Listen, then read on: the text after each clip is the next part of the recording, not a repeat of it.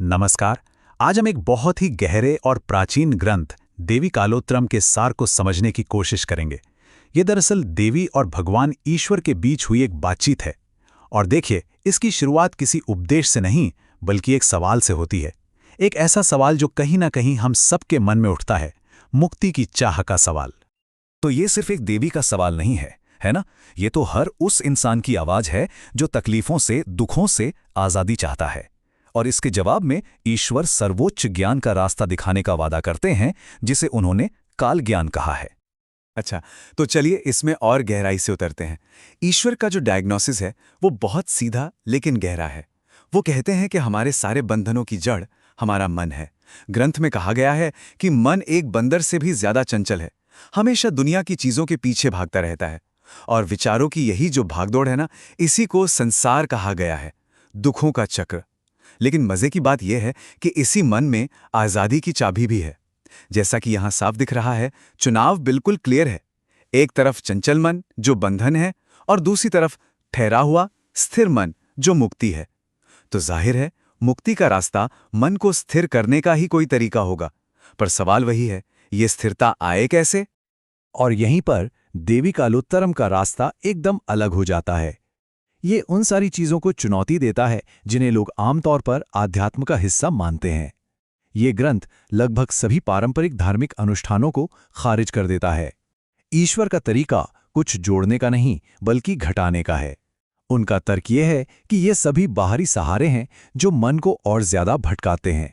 इस ग्रंथ का जोर इस बात पर है कि मुक्ति सिर्फ और सिर्फ ज्ञान से, यानी डायरेक्ट एक्सपीरियंस से मिलती है, इन बाहरी कर्मकांडों से नहीं। तो सवाल उठता है कि अगर ये सब पारंपरिक तरीके नहीं, तो फिर रास्ता है क्या? तो ग्रंथ एक बहुत ही खास रास्ता बताता है, जिसे कहते हैं निरालंब योग। निरालंब मतलब बिना किसी सहारे का योग। इसका मकसद बस एक है, जो मन बाहर की तरफ भागता रहता है उसे पकड़कर अंदर की तरफ मोड़ना। ग्रंथ में एक बहुत अच्छी मिसाल दी है। जैसे बिना ईंधन के आग अपने आप बुझ जाती है ना? ठीक वैसे ही जब मन को बाहरी चीजों और ख्यालों का ईंधन नहीं मिलता, तो वो खुद ब खुद शांत और स्थिर हो जाता है। तो इसका अभ्यास कैसा है? देखिए, तरीका बहुत सीधा साधा है। सबसे पहले मन को बाहर की दुनिया से खींचकर अंदर लाना है। अब अगर मन में सुस्ती आए, आलस आए, तो उसे जगाना है। और अगर वो फिर से भटकने लगे तो उसे प्यार से वापस ले आना है। मकसद एक ऐसी स्टेट में पहुंचना है जहां ना तो सुस्ती हो और ना ही कोई भटकाओ, बिल्कुल ठहराओ। यहां सबसे जरूरी चीज है लगातार लगे रहना। ये बस कुछ पलों की शांति की बात नहीं है, बल्कि मन को उसकी असली, कुदरती, स्थिर अवस्था में टिका देने की बात है। और इसके लिए लगातार अभ्यास चाहिए। और जब ये अभ्यास लगातार चलता रहता है, तो ये हमें परम अनुभूति तक ले जाता है, ज्ञान के शिखर तक। ये एक तरह से कुछ करने से सिर्फ होने की अवस्था में आना है।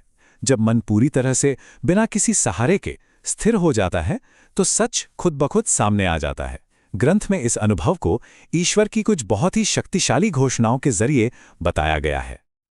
अब ये सुनने में ऐसा लग सकता है कि ये कोई अहंकार भरी बात है, लेकिन ऐसा बिल्कुल नहीं है।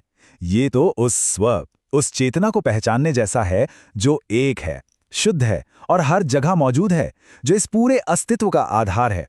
ये उस स्टेट की बात है जहां मैं और ये दुनिया के बीच का फर्क मिट जाता है। ये उस परम सत्य को स्वीकार करना है जहां इंसान, ये कायनात और ईश्वर, इन सब के बीच का फासला खत्म हो जाता है। ये परम एकता का अनुभव है, एक ऐसी अवस्था जहां जानने वाला कौन है, क्या जाना जा रहा है और जानने की प्रक्रिया क्या है, ये तीनों एक हो जाते हैं। तो आखिर में सवाल आता है कि जो इस सच को जान लेता है, उसकी जिंदगी कैसी होती है, उसका रहन सहन कैसा होता है? तो ग्रंथ बताता है कि उनका आचरण किसी बाहरी नियम कानून पर नहीं, बल्कि उनकी अंदरूनी आज़ादी पर टिका होता है। ये जो व्यवहार है, ये मन की उस शांत अवस्था से अपने आप निकलता है, और ये एक बहुत ही गहरी, सुकून भरी जिंदगी का खाका खींचता है। तो देवी कालोत्तरम से हमें कुछ बातें बिल्कुल साफ हो जाती हैं। पहली बात कि सारे बंधनों की जड़ हमारा अपना मन है। दूसरी कि बाहरी कर्मकांड मुक्ति का रास्ता नहीं है। तीसरी बात यह कि असली रास्ता है मन को बिना किसी सहारे के स्थिर करने का अभ्यास। और चौथी कि इसी स्थिरता से अंदरूनी आज़ादी और सुकून भरी जिंदगी मिलती है। और ये ग्रंथ हमें इसी एक आखिरी सवाल के साथ छोड़ जाता है।